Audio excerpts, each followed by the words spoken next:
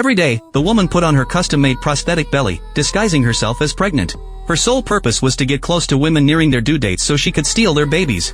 She had managed to infiltrate Jenny's home as a nanny. Perhaps because they both appeared to be expecting, Jenny treated her like a sister. They would often share breakfast together, discussing childcare tips and pregnancy experiences.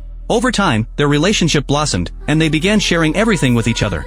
What Jenny didn't know was that Maya had come specifically for her child and planned to steal the baby after its birth. One day, Jenny went to the hospital for a prenatal checkup. The doctor told her she would be giving birth in about a week. Maya, eavesdropping outside the door, overheard their conversation.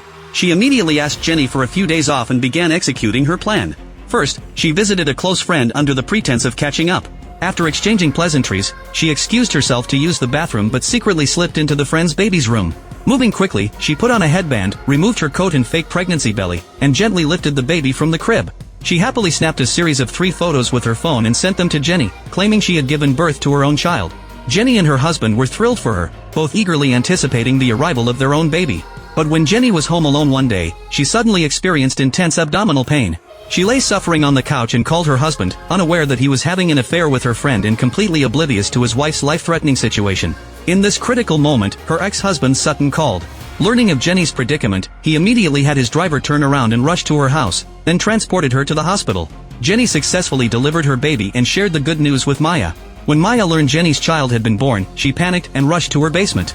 She retrieved a black handbag from an air vent, removed the fake pregnancy belly she had been wearing 24/7, stuffed it into a black plastic bag, and shoved it back into the vent. Then she went to the hospital, stole several nurse uniforms, and disguised herself. The disguised Maya intercepted Jenny's baby, lying to a nurse that the head nurse needed to see her urgently.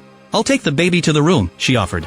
Seeing Maya in a nurse's uniform, the real nurse handed over the baby without suspicion and left. With the baby successfully intercepted, Maya confidently entered an elevator. When she emerged, she had changed her outfit completely. She placed the infant in her handbag, approached a trash can, and disposed of her wig and glasses. Then she opened her bag, took out the baby, and intimately kissed him as if he were her own biological son.